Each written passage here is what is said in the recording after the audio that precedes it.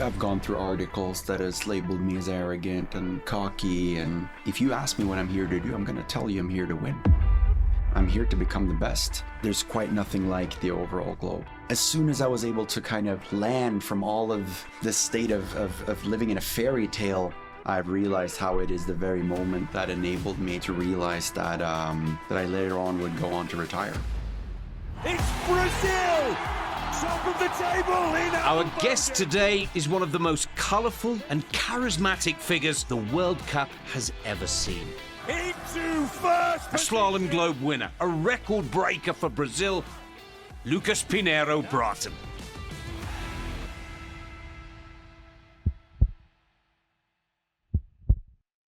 Whew. Lucas, it is an absolute pleasure. I have commentated on you from the very start of your career, and never before have I had to stop myself swearing so much. Never before have I been on the edge of my seat, thrilled with your style, with your performance. From your first start in Val d'Isère in 2018 to winning the Slalom Globe and now representing Brazil, it has been quite a ride. How do you make sense of it all? First of all, thanks for having me on, Nick. It's a pleasure. And it sure has been. It has been one hell of a ride. It is something I try to look back at with frequency, tapping into the emotions and the state that I was in, being able to claim my place in this crazy circuit of ours, claim my place in the World Cup. And I mean, I remember it like yesterday. I had just some days prior been able to do one of my first European Cup races up in Sweden. I came there, you know, I don't think people had that much expectations. I was just one of those kids in the back that was able to give the European Cup race some tries. And I started from bib 41. Made it into sixth place the first day. The following day, I podiumed for Norway. I didn't even have Norwegian ski team jackets, right? I was representing my ski gymnasium because I was still in school and I wasn't on a team because the Norwegians didn't elect me at the time. And a couple days later, I'm just sent off because of my podium to debut in Val d'Isère. And all of a sudden, I was skiing the World Cup. And I remember it very well when I was at the team meeting the night ahead of the race. In Norway, a part of the culture is that you have to hold a rookie speech. And so I had prepared a rookie speech. I broke the ice with some good laughter. And then, jokes aside, I had to ask a final question in the meeting, and I was wondering if anyone had a suit for me. There was no suit. So to my surprise, Henrik stood up and said, join in my room. And I have a suit from last year that I've used a couple of times that you could rock up with. So I skied my debut as bib 60 in Val d'Isère with the wrong colorway on the suits.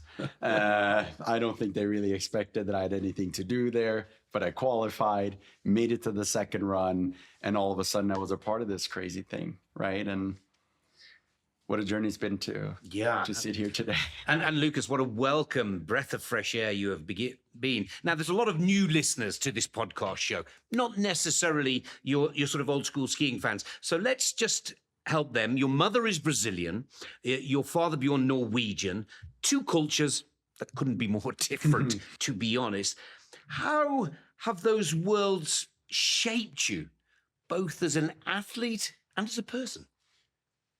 Well, it's always been a cultural duality from the very start, and it's something that I've definitely struggled a lot with growing up. It was definitely challenging, being mainly raised in Norway, but bouncing around in new classrooms, new football clubs.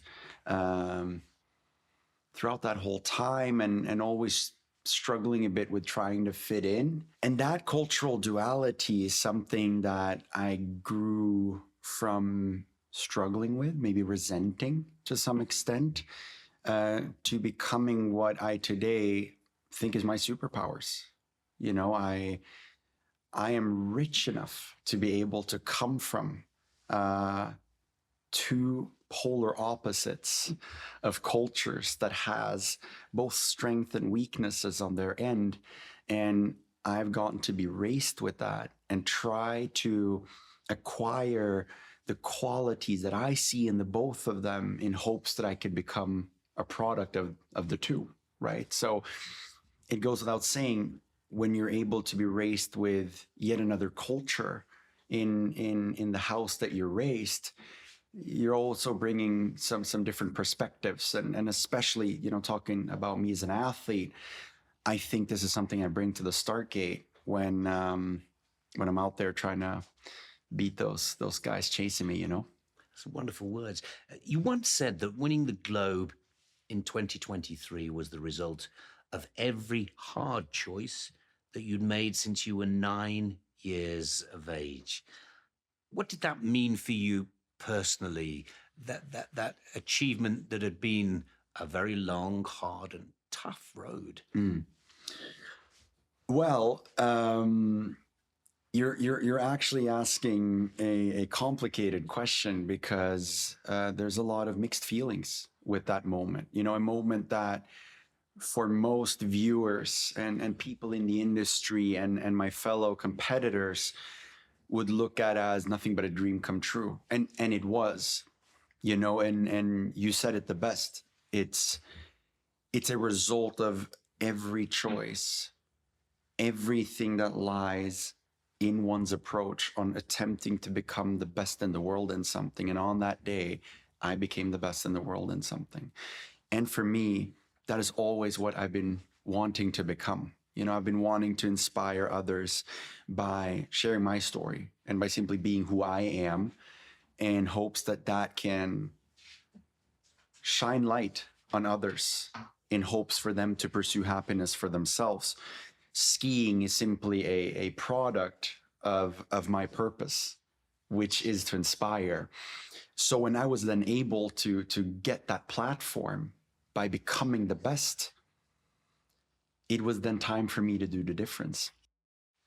And so, you know, I remember I claimed the gold. I got the Globe. I was just in front of all those amazing fans in Andorra. I got to scream my lungs out. You know, I put it all out there. I was able to perform under that huge pressure that I was in. You know, it was the third possible time I could lose something significant to Henrik in our battle. And finally it was my time to take it away, and I was able to. So there was so much proudness in that moment. And as you know very well, a Globe represents so much more than a single performance. You know, this is something that represents performance over 10 competitions over a whole season. It really represents your level as a skier in the world that year. For me, that's what truly makes someone exceptional in our sport.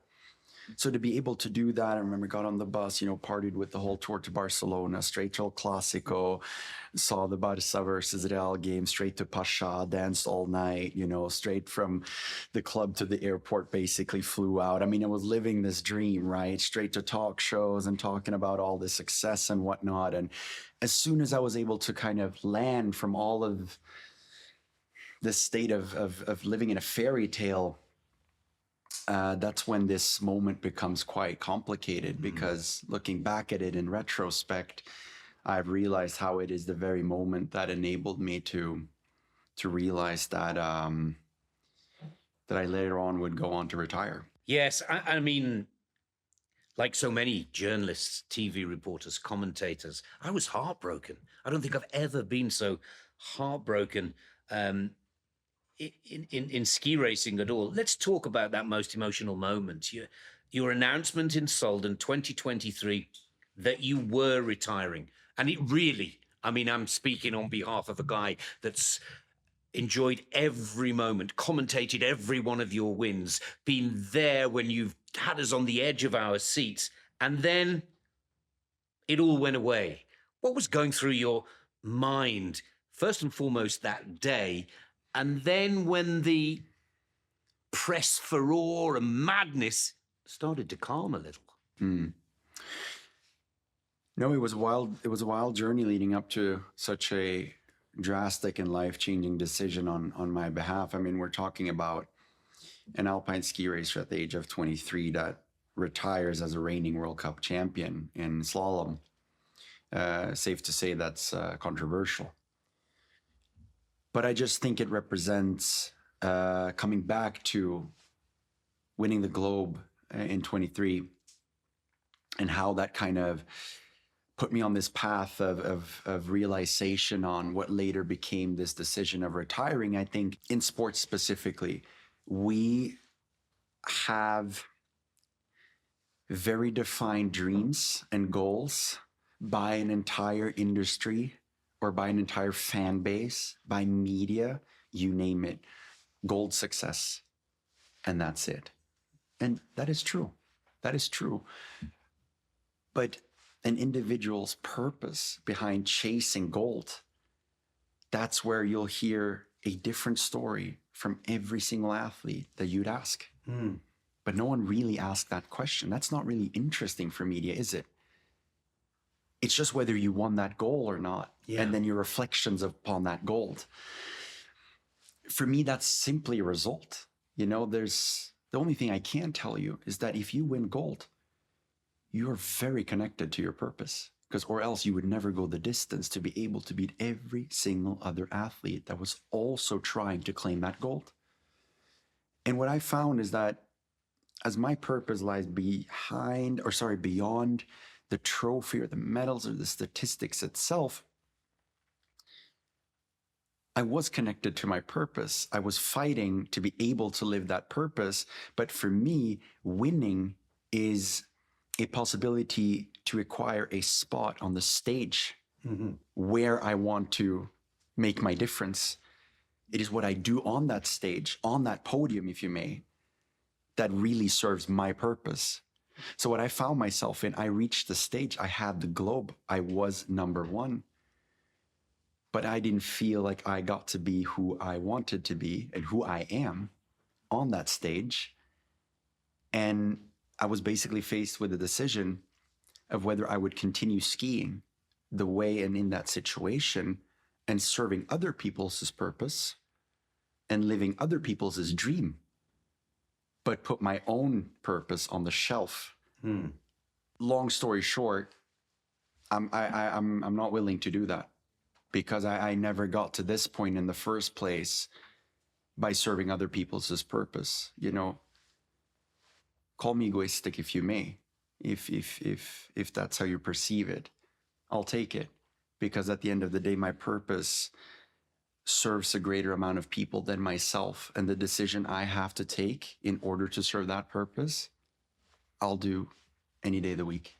And that's what I did there. At the time, we couldn't believe it, but how the story evolves becomes even more fascinating and starts to define why so many of us love the way you are as an athlete and as a person. You said that I won't leave the sport without an overall globe. What does the overall World Cup mean to you beyond the title itself, as you were just describing? And is that still something that keeps that passion burning bright? 100% is. You know, I think the overall globe, together with an Olympic gold, are probably the two achievements that best represents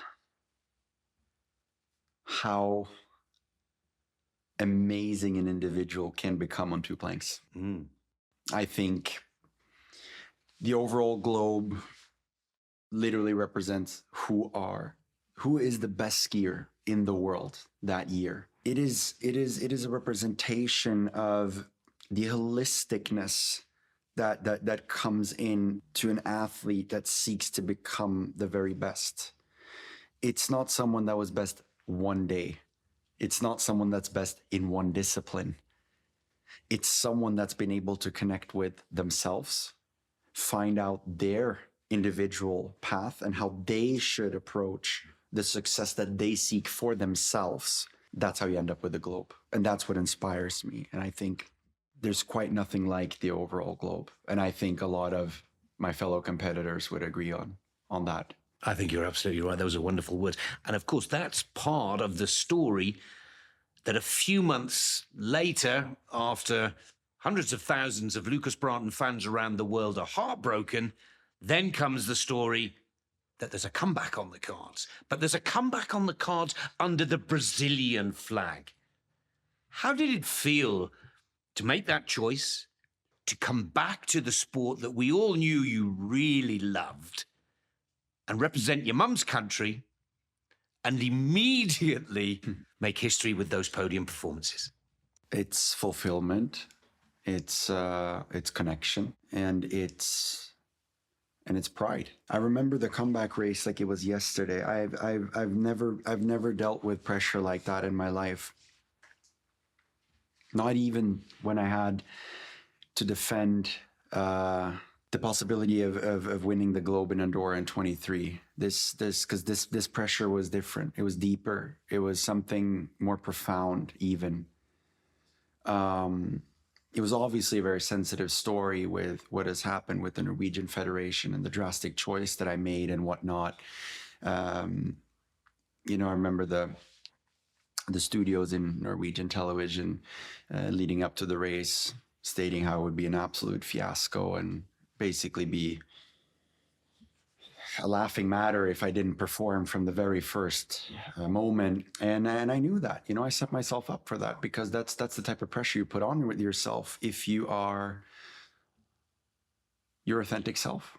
If you're honest and if you're open about your ambitions, you have to deal with that pressure. But that pressure, frankly, is privilege. That is what allows you to become the best version of yourself. And I am very content with people knowing what I'm here to do. I'm here to become the best because it is becoming exceptional that allows you to bring a difference to the table, right? So for me, I felt like that comeback race itself was the very first time where I was at the start gate and I stood there 100% as myself. And I've told this to many people that ask me how that experience was. It is the most spiritual experience of my life, that very race. And we all love the emotions that you display in the finish area, but I could feel the pressure on your shoulders in that race. I mean, I was really hoping that you were able to silence your critics. And I was too. Let's put it in. You started with bib number 41. It was a giant slalom in Solden, Austria. It's where our season traditionally kicks off. Bib 41, where people do not come in from the back of the pack in Solden. It's never happened. Doesn't happen there. It's too steep. It's too icy. It gets too cut up. Fourth in the race, fastest on the second run. In your wildest dreams, did you expect that comeback race to go so well? I'd love to be, I'd love to say, fuck yes. You can, because we understand. But honestly, a fourth place, I did not. I was vocal about what I believed I could achieve. I stayed at a top 10. I did. I knew I was able to get in the top 10 from the very start. I said that on my press conference 48 hours ahead of the race. Because I know what I'm capable of if I ski according to my purpose and not for others. And I knew that I could enable that from the jump, no matter all the pressure and the very special situation that I was in. I knew that was possible. I knew it was ambitious, but I knew it was possible. And it is very important to be able for myself to be vocal and to be open about what it is that I believe I can achieve, because that is the law of attraction right there. That is what makes it possible. And I proved myself right, but I must admit, I didn't think I would break in top 5. That I really didn't. And so I am very proud of that achievement. It is without a doubt one of the best sporting achievements that I've ever put up. Yeah, you set the Rettenbach Glacier on fire that day. You truly did. And then started winning leagues of fans just for the purpose of all the listeners. That podium that you felt you should have earned in Solden, you earned in the next giant slalom anyway in Beaver Creek, Colorado. So in your second race in the comeback, on the podium in Beaver Creek, which is renowned for different snow, tough conditions, something that we very rarely find to train on. And once again, you raise your game to another level. Beaver Creek is a magical place. Man, I was happy when they put that back on the calendar for me in my comeback. It is something that I only got to race once in giant slalom myself before they put it out of the calendar for a long time.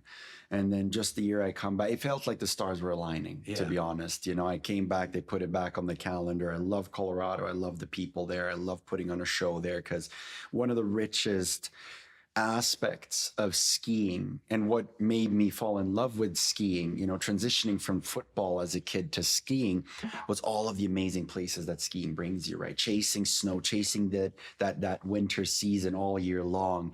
It brings you to such radically different places. And what you realize is that there is no such thing as one ski culture. Right? Like there are different ski cultures to every single edge of the world that we travel to. I recently went to Argentina and skied on my own continent for the first time in this preseason leading up to the Olympic season. And what an experience it was being able to just be my Latin self, speak Spanish, Portuguese to fellow Brazilians on the slope and, you know, be able to share like that part of my world with my people like that was like mind blowing, such a cool experience. Skiing for them, that's one thing. Skiing in Colorado and in the States, especially like west for center of the US, is something so completely different, just as opposed to the east side of that same country. And then let's not even speak on, you know, how different it is to Europe. But so I'm basically living this life where I just get to tap in to these like different cultures within my own culture. And that's rich. You know, there's a lot of growth in that. And I think that's what stimulates my curiosity. And I think that's also what made it feel like home for me, because I really understood that no one here can judge me for being weird or being different or being wrong or whatever it is that they think. Because, you know, if we go over there, I might fit in a bit better than what I do over here. But we all live on this like train, just, you know what I mean? So that's what I love about skiing, you know. And of course, what that meant is that Brazil, as a South American nation, had had their first ever alpine skiing World Cup podium. What was the feedback like there? I mean, I got some amazing messages and some wonderful remarks. It was emotional for several reasons. It was emotional for the fact that this was a comeback. I'm coming back to a sport that there was a point in my life that I thought I'd never partake in again. Just that fact was something very moving. And to not only be a part of it again, but to be at the very top level of it again and to be on a podium was remarkable. And then secondarily, to be able to make history doing so, bringing a country that is yet to be represented in that, you know, for the matter of fact, the continent to be yet to be represented in this sport at that level. And to be able to, you know, talk to Brazilian press about something that they know very little about because you're bringing something back to them. Yes. And so for me, it was a full circle moment because, you know, sports didn't start in Europe for me. Sports started in Brazil. You know, I hated skiing growing up. For me, football was my life. So I grew up, you know, playing football with the kids in my neighborhood and my cousins in Sao Paulo. And that's how I found my little escape. You know what I mean? And then it was Ronaldinho that convinced me to dedicate my life to becoming the best in it. And then because of my personality and my upbringing, you know, coming back to like my duality, it shaped me to the path of skiing. So now to be able to podium for Brazil in alpine ski racing, for me, it was a full circle moment that I, in that moment, just realized, you know, it's all one now. And that's contentment right there. That's fulfillment. And then that's probably the most beautiful aspect of that moment. It's, I mean, the moment, I remember it as if it was yesterday, was sensational. But then how does this comeback, this change, the Brazilian flag, reflect on your relationship with your former Norwegian teammates through all of that? We were just talking to Alexander Ormot Kilder, and we talked about the Norwegian culture, spirit, unity, humanity, and strength. Was it difficult saying goodbye, Norway, hello, Brazil? Especially when you start putting podiums in and the story continues. This isn't the first one of the season. No, I mean, First of all, it was tough to leave a group of friends that has such a particular relationship, right? I mean, you're traveling the world, you're chasing each and own of your individual dreams as a collective, and you are part of this journey through every single, up, every single down, every disappointment, every euphoric moment, and you're there for all of it. That's something extremely beautiful you get to share as a Norwegian skier. And I've learned so much from that. And I believe I've been able to contribute to other learning a lot for me as well. And, that's the collaboration that creates the success for such an underdog of a country, as opposed to, big nations like Switzerland and Germany and whatnot. That's their value. And so the part of the decision of actually stepping away from the sport, knowing that you leave that kind of group on that mission, that was a difficult aspect of saying goodbye to the sport. Then obviously comes this aspect of deciding to come back to the sport, but in a completely different system. This is a system of one athlete. You're having a relatively huge staff for one athlete in the end, right? It's completely tailored to your individual needs, and you are a lot more integrated in the approach, right? And so these are the differences that you're facing. And I was well aware of that when I did the decision of coming back on my own terms. And I think at the end of the day, you need to follow your intuition on what's right for you. This is what's right for me. But it is safe to say that I was curious, nervous to feel how it would be to attend the races again and then see the people that I would normally be on inspection with, and, maybe exchange a couple of thoughts and whatever. And now that's not a dialogue anymore, right? That's a huge shift, goes without saying. So the only thing that I told my teammates ahead of announcing the comeback was that the only wish that I had is that we could remain the friendships that we had, even though our mission is not something that we are pursuing together anymore professionally, and that there is now a distinction between our professional and our personal relation. And that I just really hoped, and that I was very motivated, that we could keep the friendships that came with that joint mission that we were on. And I'm very happy for the fact that they are still my friends. I think that is very beautiful. If you ever need a suit, Henrik will still have one in his room for you. Well, I like my designs better, so I don't think I would Back to Henrik's this time wardrobe. around. But I need to be humble and thankful for that part of my career where I had no choice. Exactly. And that's also a beautiful reminder, Wonderful story. I've got one last question on this topic of the comeback, because I've been learning on this podcast that families are much more integral, much bigger part of so many of our top stars, men and women, on the World Cup Tour. What was the feeling from your mum and dad when you said, I'm coming back and we're going to change the rules, we're going to shake it up, we're going to create this individual power play team? And how much of your family reacted to that, and how much are they involved today? I mean, my father, which is, the only one that's been with me on this journey 100% from the very start. This landed so organically with him, just like it landed as naturally for him when I told him that I will retire. Because no one knows me like my father. No one knows why I do all the things that I do like my father. So he knows when potential drastic choices that we make in order to remain connected to my purpose, and the why behind all of these crazy things that we do to put on a show for you guys. He knows this, he understands this. So whether that is, if I wanted to retire again tomorrow, You know, he don't care. You know, he only supports me to do what it is that makes me happy. That's at the end of the day why we do all of this. And the same thing happened, and the same goes for when I then announced my comeback, right, and started working on that.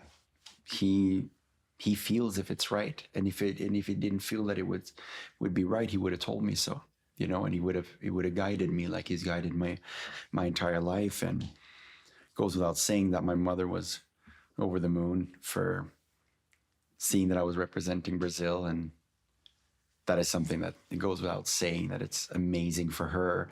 And then for my family in Brazil, it's been really moving because this part of my life, which is the biggest part of my life, is something that has been quite distant for my family in Brazil. It's something that, you know, my mother would send them clips when things went well, and my grandma would call me and she would just congratulations on, yeah, whatever it is that just happened, because she doesn't really understand anything, right? But now, all of a sudden, you know, I'm on their TV screens. Fantastic. Right? Like I get to travel over there and I get to sit in front of these cameras on the biggest media networks in Brazil and talk to them about skiing. And so all of a sudden, what is going on here is all of a sudden relevant in their media space, which allows them to actually understand and keep track. And now they're even looking at broadcasting, right? So they can even follow the races. And that's the first time in my life last season that my Brazilian family got to sit together and witness what it is that makes me the most happy in life. That's something beautiful to be able to share with your family. And I think I may be one of the few athletes that hasn't had that privilege before now. So that means a lot.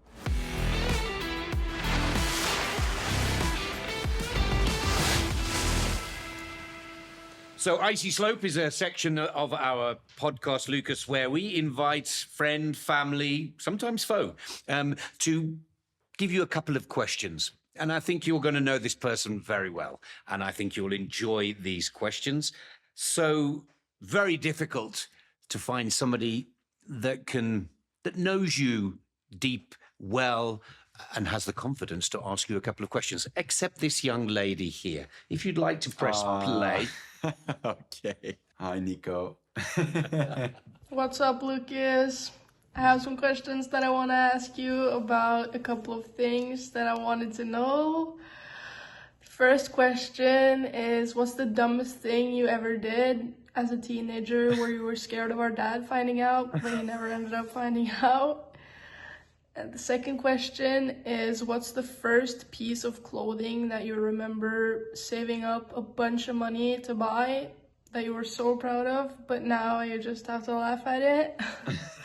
And the third question is, have you ever snuck someone in the house or snuck out of the house as a teenager? Cut. Okay. Thank you, Nicolina. We're going to have a conversation about this after, but for now, you've put me on the spot. So what? Number one, dumbest thing. Okay, you know what? I'll do, you know, two birds, one stone here. Actually, the most difficult, the thing that I was most scared about, our dad finding out, was sneaking a certain someone in through the window. Continuing, I promised him I wouldn't, but okay. Now he knows. Luckily, this is some years ago. And then the second question, my first garment that I ever spent my paycheck on. This will sound very sponsored, but it is true. We were on our way back from my first New Zealand trip with the Norwegian team. And we stopped by Dubai. And I went to the famous shopping malls. And I couldn't believe that in Dubai, in a shopping mall, I saw Moncler stores with Gore-Tex jackets. I was like, what in the world is going on here? How is this relevant at a place where I'm like barely, making it out of the door because it's so warm? Like, this makes no sense to me, especially because I just came from New Zealand, a month of skiing, and I thought I was getting away from this for at least the 24 hours I got to spend there, but no. So I entered the store and I got persuaded by the very charismatic saleswoman, and she offered me a glass of champagne. And I was like, you know what, it's Dubai, first time, let's run it, So I'm sitting there with a glass of champagne and I'm living the whole thing. And basically I saw this super vibrant, like neon orange corduroy Montclair jacket. And I spent a bag on it, and I shouldn't have, because I didn't have that much money. So, but I was really happy.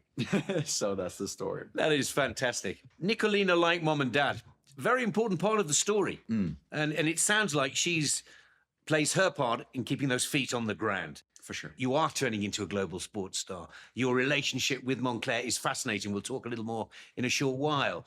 But how important is it to have, Nicolina, family that keep it real and allow you, therefore, to keep it real as well? Family in general is your is what grounds you. Family knew you before your potential success and after, and they treat you accordingly. There's not everyone in your circle that does that. That is something, one that lives in a public picture and that is very exposed, and that might go through success that might bring social status and other, call it what people think are fun and great aspects of one's life, but that you grow very quickly to realize that are only really disturbances from the real qualities in life. The families, they make sure that you remain in with those same reasons, those same whys, that same purpose to keep pursuing whatever it is that you're pursuing. And I have my entire family to thank for that.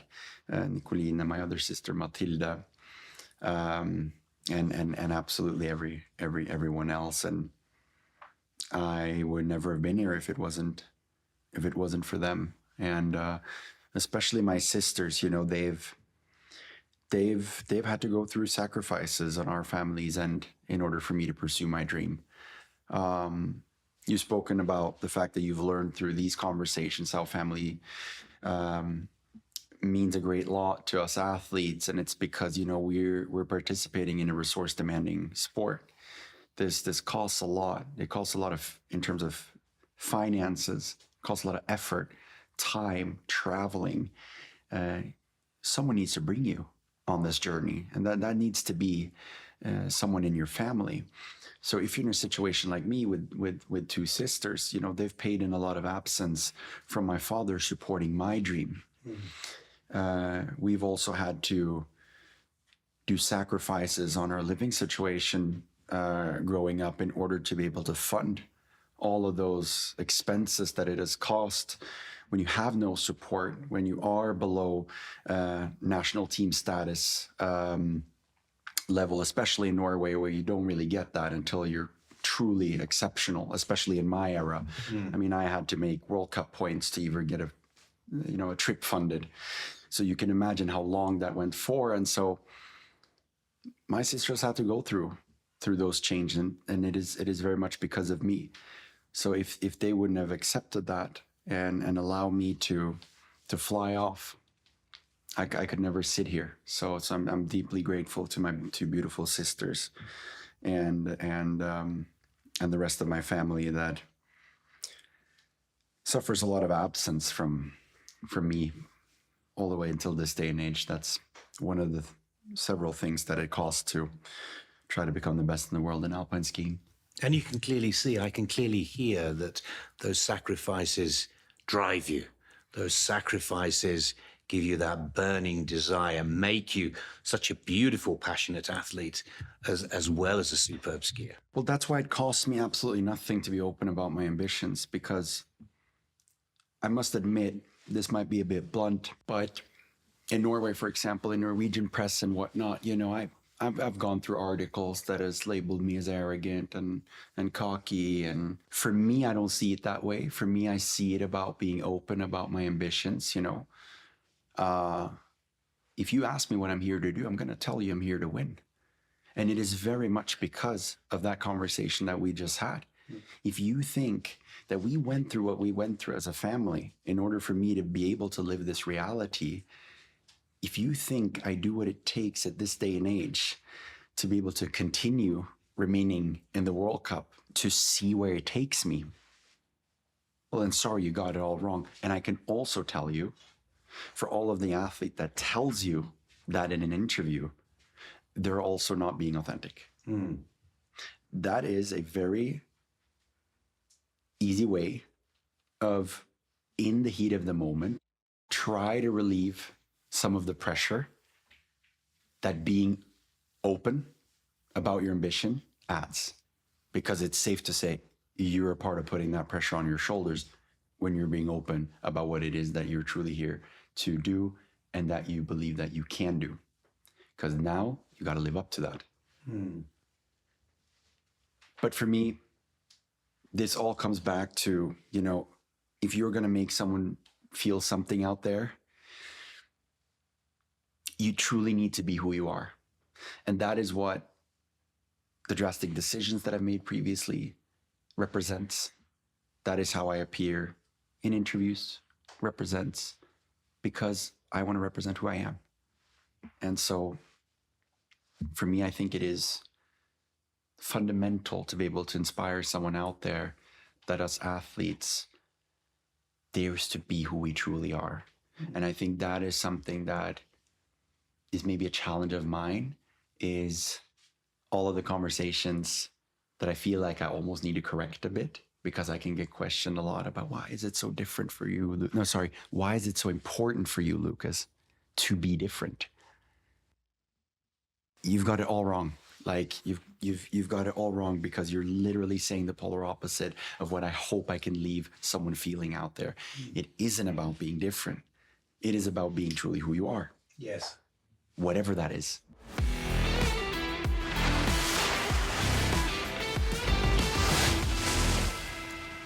Okay, so I want to dive deeper whilst we're going there then.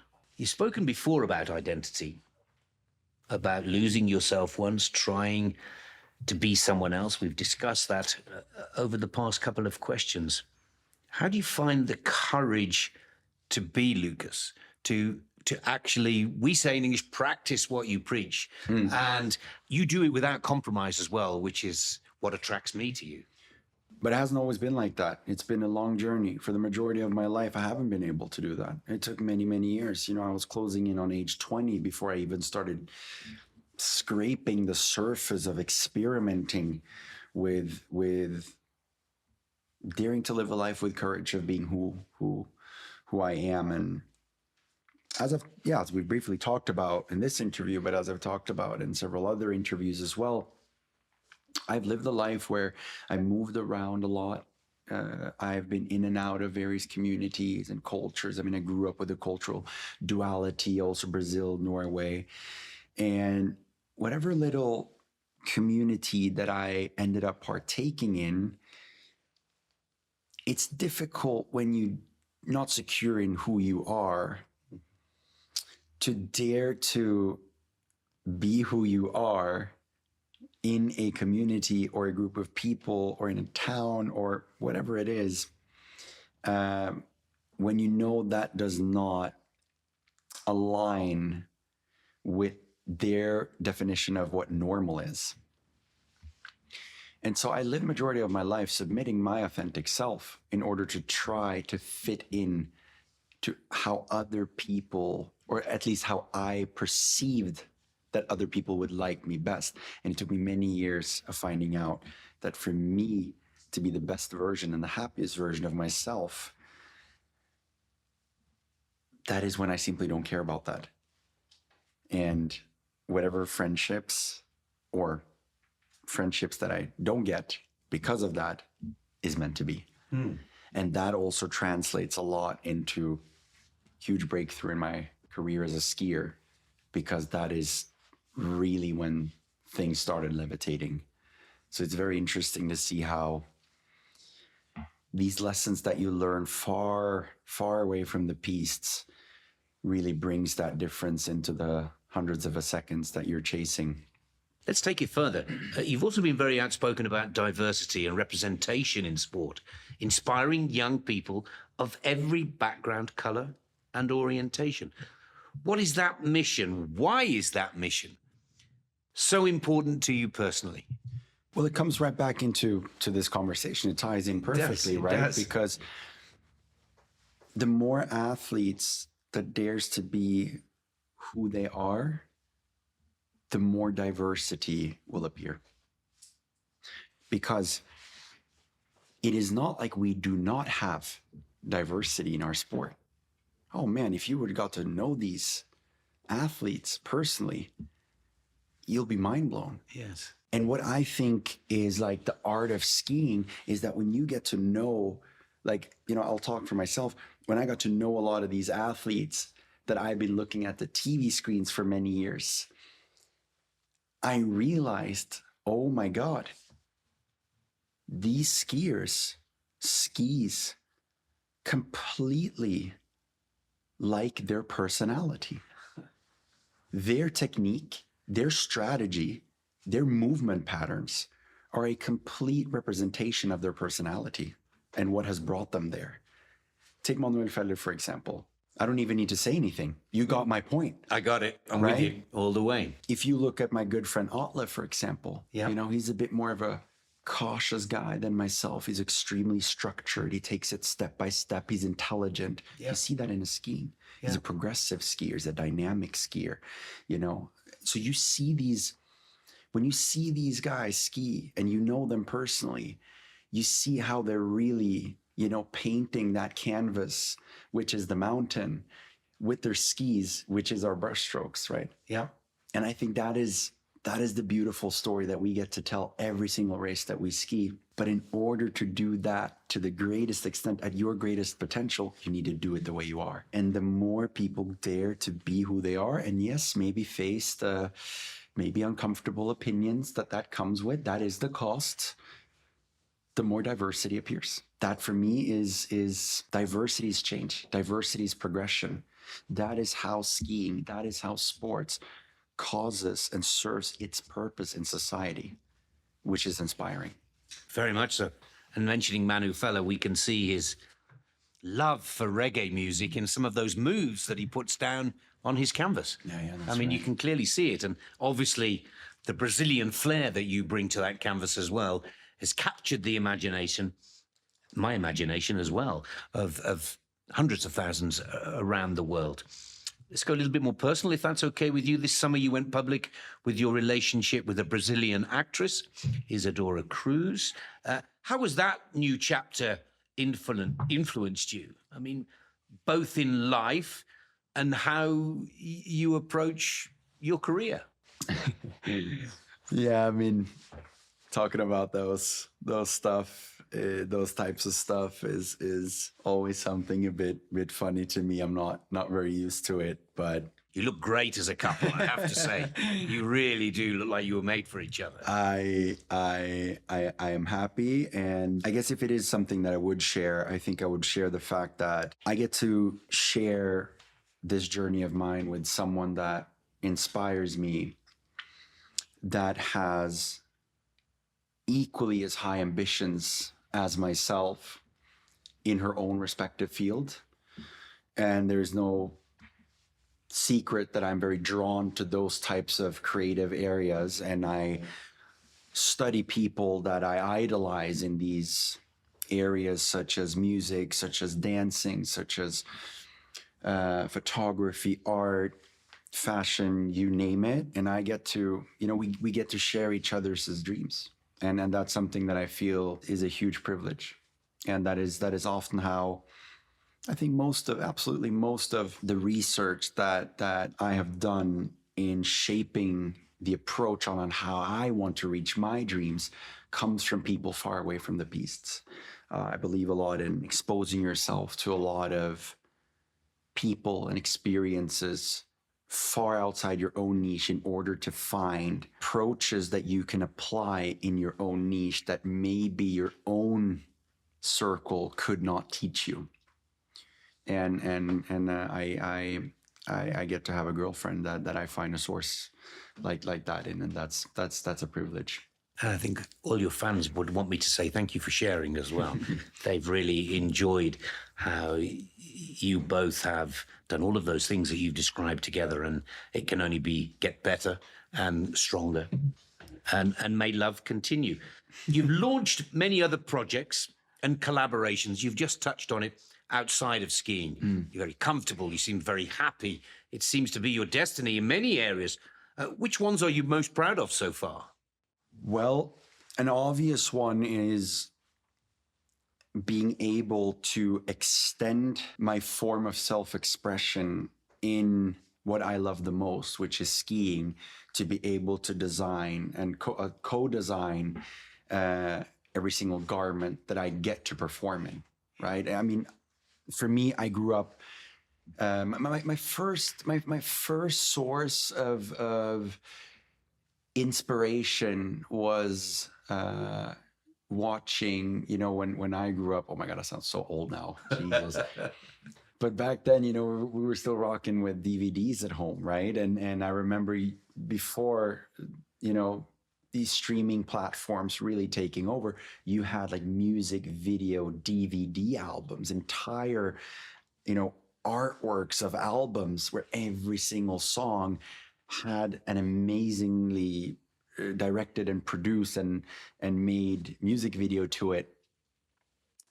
And I was so fascinated about their performance. And that's where my like love for performance came in. So growing up, I would always around, you know, 6, 7 p.m. at night, several times a week, I would have my family in front of the, you know, on the couch in the living room, and I would put up a choreography that I had been trying to teach myself that day, and then I would put on a show to my favorite song that day. And so that's when that like love for performance started. I've always loved that element, which is what I love about skiing, right? And what I was always fascinated about was how to what extent these artists could express themselves. Anything from the music to the picture to the clothes that they wore. So for me, when I see that, you know, I ski in order to hopefully inspire someone out there. If I can add another form of self-expression in that act, that allows me to serve my purpose to a greatest extent. So to be able to design my own race suits and whatnot when I do what I love the most, that has been really, really fulfilling. So that was beautiful. And then secondly, I launched my first brand during Milan Fashion Week recently, which was a very proud moment. It's the first time I've been able to create something from the ground up. And I'm very proud to be able to bring something from Brazil to the world, which is the purpose of that brand, to allow people in modern societies to reconnect with nature again, sourcing from the Amazon, the most the richest environment that this planet has to offer, and that has shaped me to become who I am, hopefully allowing to shape others to also seek well-being and happiness. So I'm glad that project is alive, because I've been very nervous for a very long time. Now it's alive, and I'm very proud to be able to create something from the ground up finally myself. Now, the publicity and the feedback was immense from Milan, and it was fantastic. I mean, it was.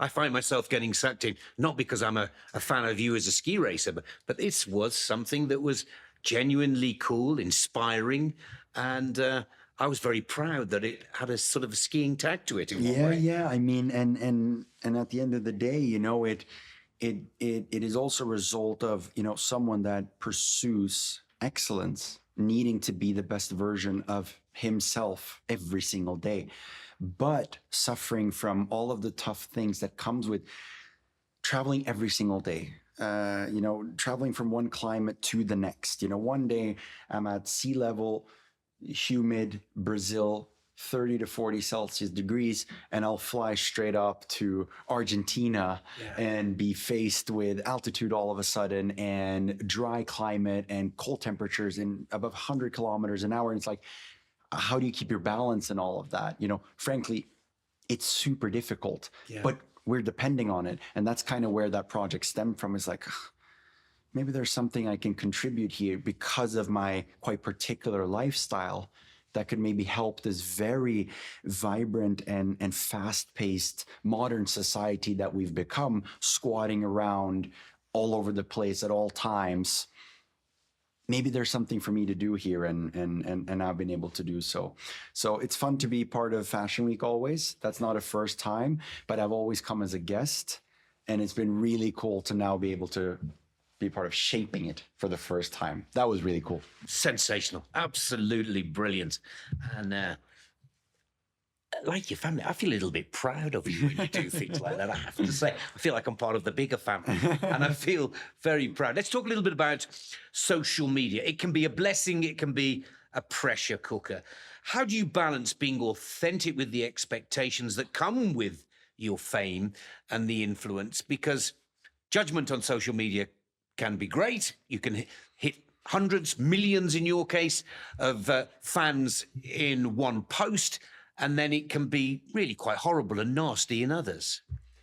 Yeah, I mean, it's social media is brutal. It's a fine balance between those two opposites that you just mentioned, right? You know, and especially if you dare to be authentic on that platform, you have to face both.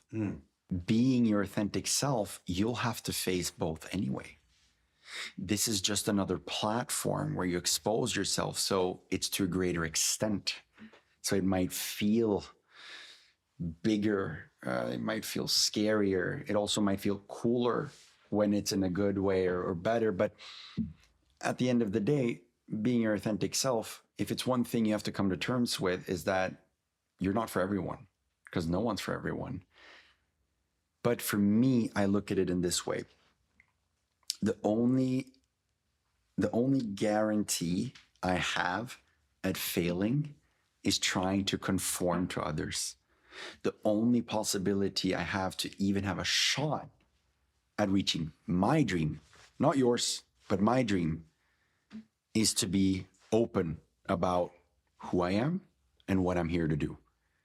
And frankly, you see when you go out in the gram slams on the wall, right? Pressure is privilege is one of the most amazing sentences I find, because that is also what that platform enables.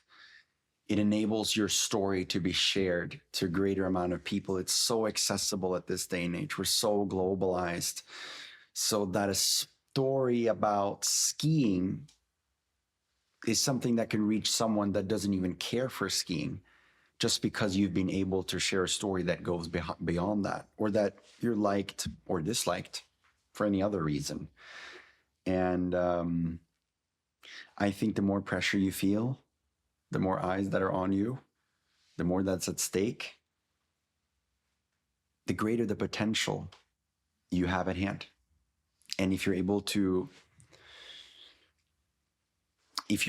grow a constructive, positive, and a loving and appreciative relationship with that opportunity, that's when you're going to be able to see how far you can really go, you know. And it's really interesting. I've seen a lot of research on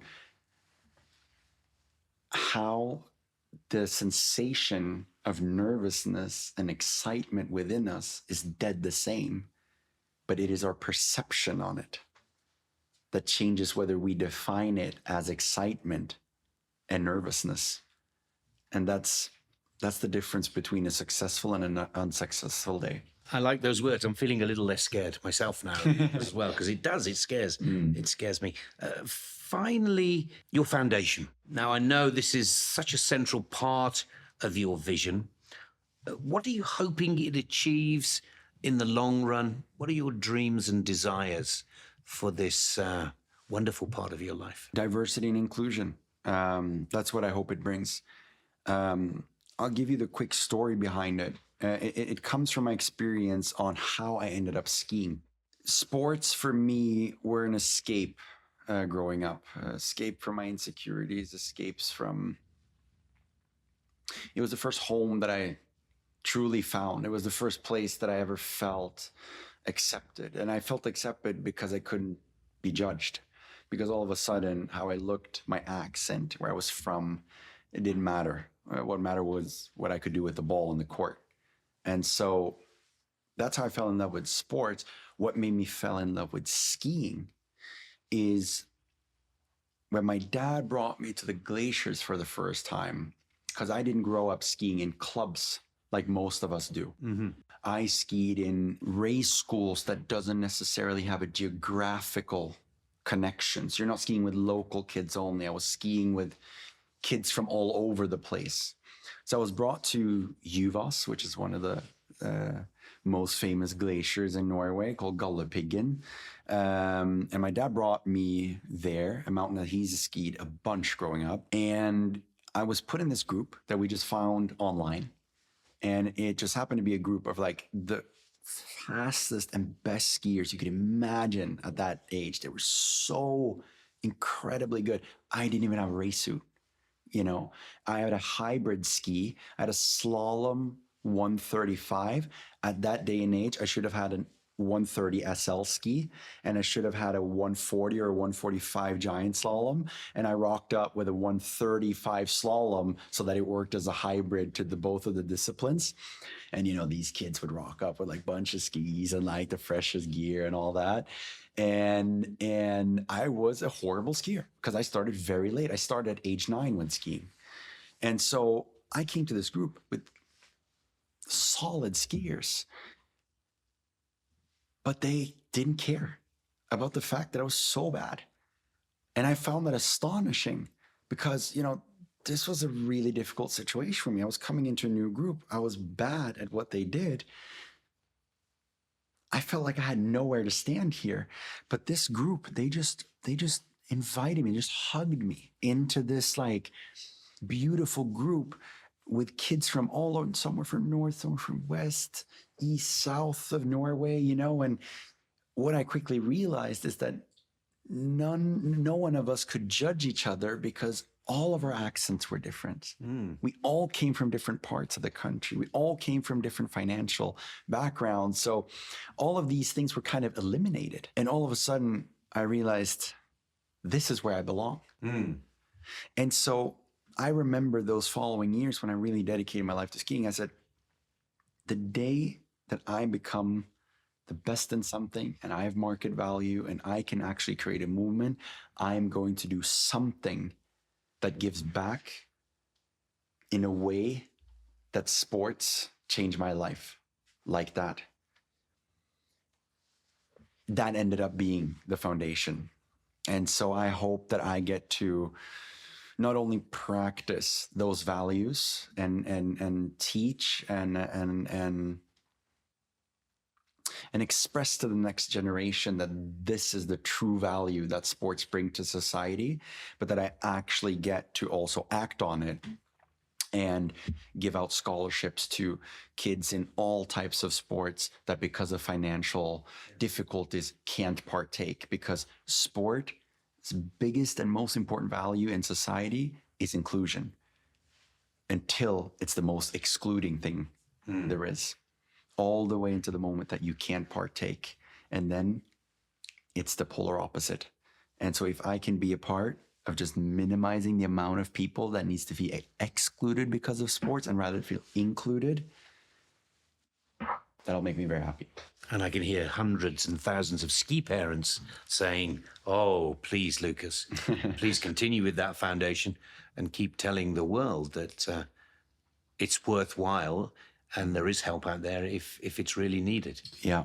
And the more cases like this grows, the bigger the movement is, right? And the more diversity and inclusion we might see entertaining the TV screens at the top level. It's just a cycle of positive effects of more contribution in this way. And so I just hope that this wheel just or let's say this snowball just keep catching on, getting bigger and bigger for every single year that passes by and affects more and more kids all over the world. Good luck with that quest. It's a really good one, and it's from your own personal experience, which makes it very special. Rapid fire comes next. Let's do it.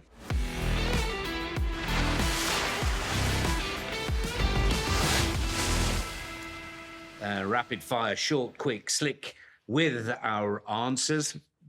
Some of these questions aren't from me, so don't hold them against me.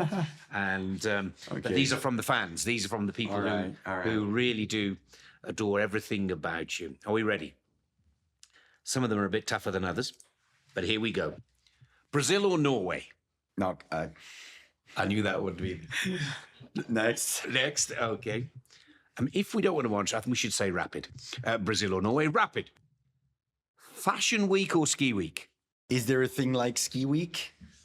You need to make Ski Week happen in order for that to be a part. So I need to go Fashion Week for now. Okay. Last song you DJ'd? Terrace by my friend Rampa. That's a fantastic answer. Mountains or beach? Mountains. Glad you said that. Party all night or chill sunrise yoga? I don't need to choose. I do them both. One leads into the next. And there's a preference for either or the other? No, one leads into the next. Okay, got it. Sneakers or ski boots? The ski boots that we ski with are the definition of pain. So I'll go sneakers. The craziest DM you ever received? I won't tell the absolute craziest ones. That doesn't belong in this conversation and to the public eye. I'll just give you another crazy one I recently received, which was a guy that asked me to send a picture of my signature in order for him to tattoo it on his arm. Wow. That is a crazy one. Yeah. You should ask Atle about his craziest DM. I was there for it. Let's see if he has the courage to. Who is the first person you call after a win? My dad. Lovely. One question you hate being asked about skiing? How are the conditions today? Put very politely, because I knew you could have gone somewhere else there. Another globe or a sold-out DJ set in Rio? Another globe. Yeah, I'm so glad you said that. Who takes longer to get ready before going out, you or Isadora? That is a silly question.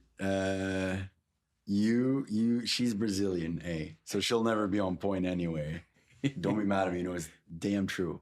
I have every right to say that. And when you're that beautiful, there's some effort behind it. So she takes her more time than me for sure. Okay, well, you've got to go home, not me. Montclair or thrifted streetwear? Montclair. TikTok or Instagram? Instagram. More stressful, first date or first Olympic run? First Olympic run. Yeah, got to be, hasn't it, really? Yeah. Which country has the best fans?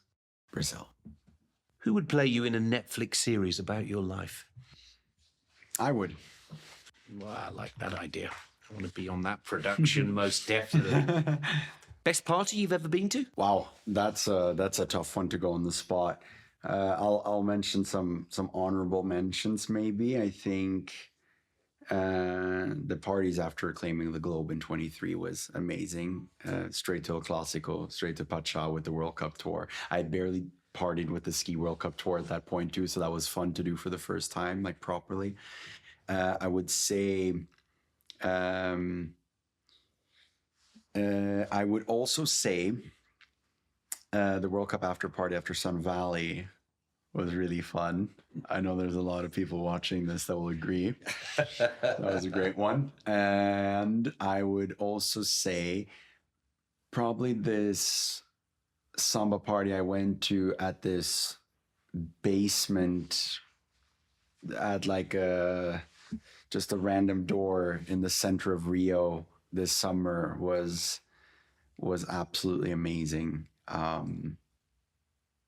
Those are probably three pretty honorable mentions. I wish we were at all of them, to be honest. What's your worst travel habit? Oh my God, I'm gonna sound so dorky answering this, but I am so good at traveling. I'm so good at traveling. You have to be. I have to be. Yeah. And I have great staff around me in terms of nutrition and approaching time zone change and whatnot. I would say that I probably don't have a lot of bad habits because I'm quite on point on that. That's good. That's great. Just keeping it real, even though that's the least dope answer ever. And we're getting to the end of these rapid fire questions. Your favorite nail color so far? Probably the one I had when I cleaned the globe. Oh, that's a great answer. And you do know, don't you, that Hans-Peter Buras, Olympic gold medalist, Nagano, 1998, an old friend of mine, because I'm old too, was actually one of the first skiers to wear and paint his nails on the World Cup circuit. Did you know Hans-Peter? Did you see him as a youngster? I had no idea. Yeah, no. And Hans-Peter, I haven't forgotten. So he's asked me to tell you, ask you, explain to you many times. But well, let's keep the tradition live then. Absolutely. Seriously, Lucas, thank you for bringing Likewise. your energy, your honesty, and your authenticity to Alpine Pulse Unplugged. You're not just changing skiing, you're redefining what it means to be an athlete today. And to all our listeners, thank you for joining us. Don't forget to subscribe to Alpine Pulse Unplugged on Spotify, Apple Podcasts, YouTube, and all major platforms. But to this gentleman sitting next to me at the table, I just want to say thank you. Wonderful words, honesty, and don't stop now. Thank you, Nick. It's been a pleasure. Thanks for having me. You're an absolute genius. Alpine Pulse is an official podcast of the FIS, produced by Maniac Studios.